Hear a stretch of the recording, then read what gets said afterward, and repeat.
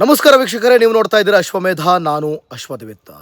ವೀಕ್ಷಕರೇ, ಸತತವಾಗಿ ಸುಮಾರು 7 ದಿನಗಳ ಕಾಲ ನನ್ನ ವಿಡಿಯೋ ಒಂದೇ ಒಂದು ವಿಡಿಯೋದಿಂದ ನನ್ನ ಯೂಟ್ಯೂಬ್ ಅಕೌಂಟನ್ನು ಬ್ಲಾಕ್ ಮಾಡಿ ಬಿಸಾಕಿದ್ರು. ಯಾವುದು ಅಂತಂದರೆ ಆ DGP ವಿಡಿಯೋ ವೈರಲ್ ಆಗಿತ್ತಲ್ಲ, ಕಚೇರಿಯಲ್ಲಿ ಕೂತ್ಕೊಂಡು ಸಲ್ಲಾಪ ಮಾಡುವಂಥ ವಿಡಿಯೋ. ಅದರ ಬಗ್ಗೆ ಮಾತನಾಡಿದ್ದಕ್ಕೆ, ಅದರ ಬಗ್ಗೆ ನನ್ನ ಅಭಿಪ್ರಾಯವನ್ನು ವ್ಯಕ್ತಪಡಿಸೋದಕ್ಕೆ 1 ವಾರಗಳ ಕಾಲ ಯೂಟ್ಯೂಬ್ ಬ್ಲಾಕ್ ಆಗಿತ್ತು. ಬೇಜಾರಾಯಿತು. ಇರಲಿ ನೋಡಿ, ನಾವು ಏನನ್ನೂ ಕೂಡ ಇವತ್ತು ಮುಕ್ತವಾಗಿ ಹಂಚ್ಕೊಳ್ಳೋಂಗೆ ಇಲ್ಲ, ಮುಕ್ತವಾಗಿ ಮಾತನಾಡೋಂಗೆ ಇಲ್ಲ, ಹಂಗಾಗ್ಬಿಟ್ಟಿದೆ ಪರಿಸ್ಥಿತಿ. ಸೊ ಇರಲಿ, ಅವೆಲ್ಲವನ್ನು ಕೂಡ ಪಕ್ಕಕ್ಕಿಟ್ಟು ಈಗ ನೇರವಾಗಿ ವಿಚಾರಕ್ಕೆ ಬರೋಣ. ಯಾಕೆ ನಾನು ಈ ವಿಚಾರನ ಈ 1 ವಾರ ಗ್ಯಾಪಲ್ಲಿ ನಾನು ಬಹಳಷ್ಟು ಜನರ ಬಾಯಲ್ಲಿ ಬಹಳಷ್ಟು ನಾನು ಒಂದು ಸ್ವಲ್ಪ ನೆಂಟರು ಮನೆ ಮತ್ತು ಒಂದಷ್ಟು ನಮ್ಗೆ ಆತ್ಮೀಯರು ಮತ್ತು ಬೇರೆ ಬೇರೆ ಪ್ರದೇಶಗಳಲ್ಲೆಲ್ಲ ಹೋದಾಗ ನನ್ನ ಪ್ರತಿಯೊಬ್ಬರು ಕೇಳ್ತಾಯಿದ್ರು, ದರ್ಶನ್ ಕೇಸ್ ಏನಾಗುತ್ತೆ, ದರ್ಶನ್ ಕೇಸ್ ಏನಾಗುತ್ತೆ, ದರ್ಶನ್ ಕೇಸ್ ಏನಾಗುತ್ತೆ, ನಿಮ್ಗೊಂದು ಐಡಿಯಾ ಏನಿದೆ, ಏನು ಹೇಳ್ತೀರಾ ನೀವು ಇದ್ರ ಬಗ್ಗೆ ಅಂತ. ಸೊ ನಾನು ಏನು ಹೇಳಿದೆ ಅನ್ನೋದನ್ನು ನಾನು ವಿಡಿಯೋ ಕೊನೆಯಲ್ಲಿ ಹೇಳ್ತೀನಿ. ಅವ್ರು ಏನು ನನ್ನ ಕೇಳಿ ಅವ್ರು ಏನು ಹೇಳಿದ್ರು ಅಂತ ನನಗೆ ಆರಂಭದಲ್ಲಿ ಹೇಳ್ತಾ ಹೋಗ್ತೀನಿ. ಅದಕ್ಕೆ ನನ್ನ ಉತ್ತರ ಏನಾಗಿತ್ತು ಅಂತ ನಾನು ವಿಡಿಯೋ ಕೊನೆಯಲ್ಲಿ ಹೇಳ್ತೀನಿ. ಸೊ ಹಾಗಾಗಿ ಇನ್ನೂ ಯಾರೂ ಕೂಡ ಸಬ್ಸ್ಕ್ರೈಬ್ ಮಾಡ್ಕೊಂಡಿಲ್ಲ ಅಂತಂದರೆ ದಯವಿಟ್ಟು ವಿಡಿಯೋ ಯೂಟ್ಯೂಬ್ ಬ್ಲ್ಯಾಕ್ ಆಗಿತ್ತು ಅಂತ ಹೇಳಿಬಿಟ್ಟು ನೀವು ಅದಕ್ಕೆ ನಿಮಗೆ ಸಜೆಷನ್ ತೋರಿಸ್ತಾ ಇರ್ಬೋದು, ನೀವು ನೋಡಿ, ನೀವೇ ಬಂದು ನೋಡಿ ಓಪನ್ ಮಾಡಿ ದಯವಿಟ್ಟು ವಿಡಿಯೋನ ನೋಡಿ. ಜೊತೆಗೆ ಸಬ್ಸ್ಕ್ರೈಬ್ ಕೂಡ ಮಾಡಿ, ಮಿಸ್ ಮಾಡಬೇಡಿ, ದಯವಿಟ್ಟು ಸಬ್ಸ್ಕ್ರೈಬ್ ಮಾಡ್ಕೊಳ್ಳಿ, ಇನ್ನೂ ಕೂಡ ಯಾರು ಮಾಡ್ಕೊಳ್ಳದೇ ಇರೋರು ಅಂತ.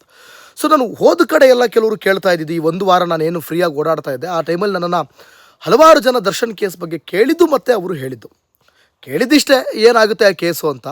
ಬಟ್ ಅವ್ರು ಹೇಳಿದ್ದೇನು ಅಂದರೆ, ಇಲ್ಲ ಅದಕ್ಕೆ ನಾನೇನೋ ಒಂದು ಹೇಳಿದೆ, ಅದನ್ನು ಹೇಳಿದ್ದಕ್ಕೆ ಅವ್ರು ಏನಂದ್ರು ಅಂದರೆ, ಇಲ್ಲ ದರ್ಶನ್ ಅವ್ರಿಗೆ ಇದೊಂದು ಹೈ ಪ್ರೊಫೈಲ್ ಕೇಸ್ ಆಗಿರೋದ್ರಿಂದ ಮತ್ತು ಚಾರ್ಜ್ ಶೀಟ್ ಅನುಸಾರ ಮತ್ತು ಘಟನೆಯ ಅನುಸಾರ ಮತ್ತು ವಿಚಿತ್ರವಾಗಿ ಕ್ರೂರತನದಿಂದ ಆತನನ್ನು ಏನು ಮುಗಿಸಿದ್ದರ ಅನುಸಾರ, ಆತನನ್ನು ಕೊಲೆ ಮಾಡಿರುವ ಅನುಸಾರವಾಗಿ ಅವೆಲ್ಲವನ್ನು ಕೂಡ ನೋಡ್ತಾ ಹೋದರೆ ದರ್ಶನ್ ಅವರಿಗೆ ಜೀವಾವಧಿ ಶಿಕ್ಷೆ ಆಗುತ್ತೆ.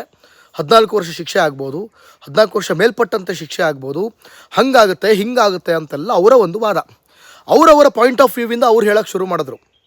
ಆಯಿತಾ, ನಾನು ಹೇಳ್ತಾ ಇದ್ದೀನಲ್ಲ, ನಾನು ಅದಕ್ಕೆ ಏನು ಆನ್ಸರ್ ಮಾಡಿದೆ ಅಂತ ನಾನು ವಿಡಿಯೋ ಕೊನೆಯಲ್ಲಿ ಹೇಳ್ತೀನಿ. ಹಾಗಾಗಿ ವಿಡಿಯೋನ ಕೊನೆವರೆಗೂ ನೋಡಿ. ಅವ್ರು ಯಾವ ಪಾಯಿಂಟ್ ಆಫ್ ವ್ಯೂವಿಂದ ಹೇಳೋಕ್ಕೆ ಶುರು ಮಾಡಿದ್ರು ಅಂದರೆ, ದರ್ಶನ್ ಒಬ್ಬರು ಸೆಲೆಬ್ರಿಟಿ, ಅವರು ಈ ರೀತಿಯಾದಂಥ ಒಂದು ಕೆಲಸಕ್ಕೆ ಕೈ ಹಾಕಿದ್ದು ಮೊದಲನೇ ತಪ್ಪು. ಅವ್ರು ಹೇಳ್ತಾ ಇರೋದು, ಆಯಿತಾ, ನನ್ನ ಸಂಬಂಧದಲ್ಲಿ ಒಂದಷ್ಟು ಹಿರಿಯರು ಮತ್ತು ಯಾವುದೇ ಫ್ಯಾನ್ ಅಲ್ಲ, ಅವರು ಯಾವುದೇ ನಟರ ಫ್ಯಾನ್ಸ್ಗಳು ಕೂಡ ಅಲ್ಲ, ಅವರೊಂದು ಬಹಳ ನೀಟಾಗಿ ಎಲ್ಲ ರಾಜಕೀಯ ಪ್ರತಿಯೊಂದನ್ನು ಕೂಡ ಅವರು ಜಡ್ಜ್ ಮಾಡೋ ಅಂಥವ್ರು. ಸೊ ಅವರು ಹೇಳಿದಂಥ ಮಾತುಗಳು ನಾನು ನಿಮ್ಮ ಮುಂದೆ ಪ್ರಸ್ತುತಪಡಿಸ್ತಾ ಇದ್ದೀನಿ. ಸೊ ಇಲ್ಲಿ ದರ್ಶನ್ ಅವರು ಹೊಡೆದಿದ್ದಾರೋ ಹೊಡೆದಿಲ್ವೋ ಅದು ಅವರಿಗೂ ಹೇಳ್ತಾ ಇಲ್ಲ, ಈ ಕಡೆ ಇವರಿಗೂ ಗೊತ್ತಿಲ್ಲ. ಬಟ್ ರೇಣುಕಾಸ್ವಾಮಿಯ ವಧೆ ಅಂತೂ ಆಗಿದೆ, ಆಯಿತಾ, ರೇಣುಕಾಸ್ವಾಮಿಯ ಹತ್ಯೆ ಅಂತೂ ಆಗಿದೆ. ಸೊ ಹೀಗಿದ್ದಾಗ ಇಲ್ಲಿ A2 ಆಗಿರುವಂಥ ದರ್ಶನ್ ಈಗ ಪ್ರಜ್ವಲ್ ರೇವಣ್ಣ ಅವರ ಒಂದು ಉದಾಹರಣೆಗಳನ್ನ ಕೊಟ್ಟು ಹೇಳಿದ್ರು. ಪ್ರಜ್ವಲ್ ರೇವಣ್ಣ ಅವರು ಕೂಡ ಅಲ್ಲಿ ಮುಖ ಕಾಣಿಸ್ಕೊಂಡಿರಲಿಲ್ಲ, ಅಲ್ಲಿ ಏನೂ ಅವರು ಅಂತ ಗೊತ್ತಾಗ್ತಿರಲಿಲ್ಲ, ಅವರ ವಾಯ್ಸ್ ಇರಲಿಲ್ಲ. ಬಟ್ ಅವರ ಅಂಗಾಂಗಗಳನ್ನು ಪರೀಕ್ಷೆ ಮಾಡಿ ಅದಕ್ಕೆ ಮ್ಯಾಚ್ ಮಾಡಿದಾಗ ಗೊತ್ತಾಯಿತು.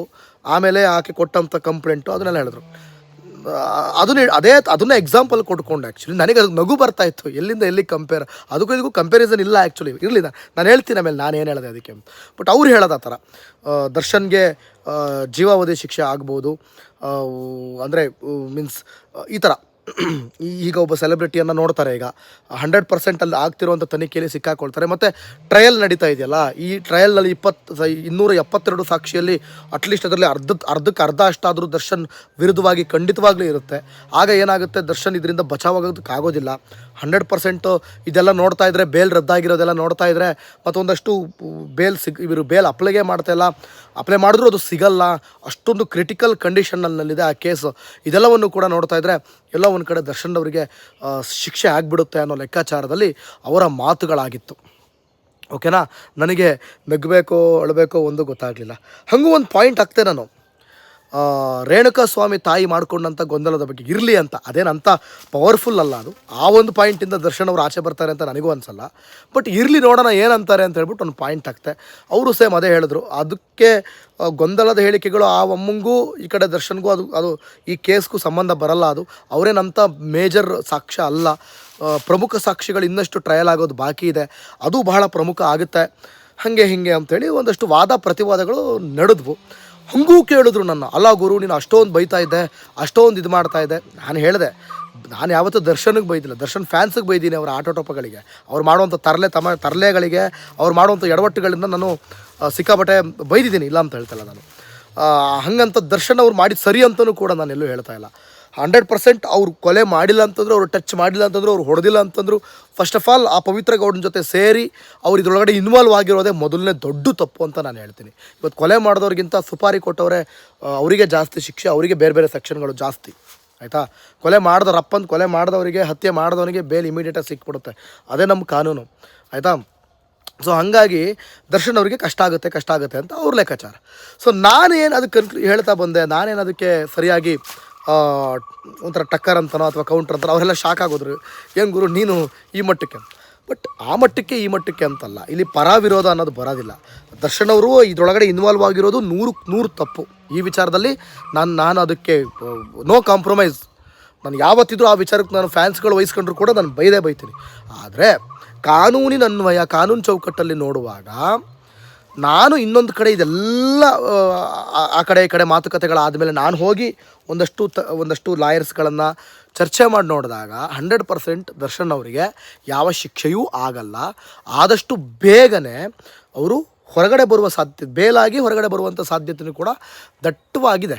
ಯಾಕೆ ಅಂತಂದರೆ ನಾನು ಬಹಳ ನೀಟಾಗಿ ನಾನು ಈ ಸ್ಟಡಿ ಬಗ್ಗೆ ಸ್ವಲ್ಪ ಅನಾಲಿಸ್ ಈ ಒಂದು ವಾರಗಳಲ್ಲಿ ನಾನು ಸ್ವಲ್ಪ ತಿಳ್ಕೊಂಡಿದ್ದೇನು ಅಂತಂದರೆ, ದರ್ಶನ್ ಅವರು ಯಾವುದೇ ಕಾರಣಕ್ಕೂ ಕೂಡ ಆ ರೇಣುಕಾಸ್ವಾಮಿ ಅನ್ನೋ ವ್ಯಕ್ತಿಯನ್ನು ಕೊಲೆ ಮಾಡುವ ಉದ್ದೇಶದಿಂದ ಅಥವಾ ಅವನನ್ನು ಮುಗಿಸುವ ಉದ್ದೇಶದಿಂದ ಅವನನ್ನು ಕರ್ಕೊಂಡು ಬನ್ನಿ ಅಂತ ಹೇಳಿಲ್ಲ. ದರ್ಶನ್ ಅವರ ಜೊತೆ ಪವಿತ್ರ ಗೌಡ ಅವರು ಸತತ 1 ತಿಂಗಳಿಂದ ಮಾತು ಬಿಟ್ಟಿದ್ದರು. ಕಾರಣ ವಿಜಯಲಕ್ಷ್ಮಿ ಅವರ ಜೊತೆ ಹೊರದೇಶದಲ್ಲಿ ಫಾರಿನಲ್ಲಿ ಬರ್ತ್ಡೇಯನ್ನು ಆಚರಿಸ್ಕೊಂಡದಕ್ಕೆ ಪವಿತ್ರ ಗೌಡಗೆ ದರ್ಶನ್ ಅವರ ಮೇಲೆ ಮುನಿಸಿತ್ತು, ಕೋಪನೂ ಅಲ್ಲ ಮುನಿಸು, ಮಾತು ಬಿಟ್ಟಿದ್ರು. ಸುಮಾರು 1-1.5 ತಿಂಗಳಿಂದ ಮಾತು ಬಿಟ್ಟಿದ್ರು. ಆ ಸಂದರ್ಭದಲ್ಲಿ ದರ್ಶನ್ ಅವರನ್ನು ಪವಿತ್ರ ಗೌಡ ಅವರು ಟ್ರಿಗರ್ ಯಾವ ಥರ ಅಂದರೆ, ನನಗೆ ಈ ಥರ ಅಂದರೆ ಮಾತು ಬಿಟ್ಟಾಗ ದರ್ಶನ್ ಅವರಿಗೆ ಬಹಳ ನೋವಿತ್ತು. ಪವಿತ್ರ ನನ್ನ ಜೊತೆ ಮಾತಾಡ್ತಿಲ್ಲ ಅಂತ ಅವರಿಗೂ ಕೂಡ ಬೇಸರ ಇತ್ತು, ಮಾತಾಡಬೇಕು ಅನ್ನೋ ಹಂಬಲ ಇತ್ತು. ಆದರೆ ಯಾವುದಕ್ಕೂ ಕೂಡ ಅವಕಾಶ ಸಿಗ್ತಾ ಇರಲಿಲ್ಲ ಹೆಂಗೆ ಮಾತಾಡ್ಸೋದು ಅಂತ. ಅದೇ ಸಂದರ್ಭದಲ್ಲಿ ಈ ರೇಣುಕಾಸ್ವಾಮಿ ಅನ್ನೋ ವ್ಯಕ್ತಿಯ ವಿಚಾರ ದರ್ಶನ್ ಕಿವಿಗೆ ಬಿದ್ದಾಗ ಈ ಪವಿತ್ರ ಗೌಡರನ್ನು ಮಾತಾಡ್ಸೋದಕ್ಕೆ ಇದೊಂದು ನೆಪ ಅಂತ ಅಂದುಕೊಂಡಂಥ ದರ್ಶನ್ ಇದರೊಳಗಡೆ ತುಂಬ ಅತಿ ಆಸಕ್ತಿಯನ್ನು ತೋರಿಸಿ ತಾನು ಹೀರೋಯಿಸಮ್ನ ತೋರಿಸೋಣ ಇಲ್ಲಿ ಅಂತ ಹೇಳಿಬಿಟ್ಟು ದರ್ಶನ್ ಅವರು ಏನು ಮಾಡ್ತಾರೆ, ಅವನನ್ನು ಕರೆಸ್ಬಿಟ್ಟು ವಾರ್ನಿಂಗ್ ಮಾಡಿ ಕಳಿಸೋಣ ಅಂಥೇಳಿ ಅವ್ರನ್ನ ಕರೆಸೋದು. ಯಾವುದೇ ರೀತಿಯೂ ಕೂಡ ಕೊಲೆ ಮಾಡುವ ಹುನ್ನಾರ ಅಲ್ಲಿ ಇಲ್ಲ, ಅಥವಾ ಕೊಲೆ ಮಾಡುವ ವ್ಯವಸ್ಥೆ ಅಥವಾ ಮನಸ್ಥಿತಿಯು ಕೂಡ ನಟ ದರ್ಶನ್ ಅವರಿಗೆ ಇರಲಿಲ್ಲ.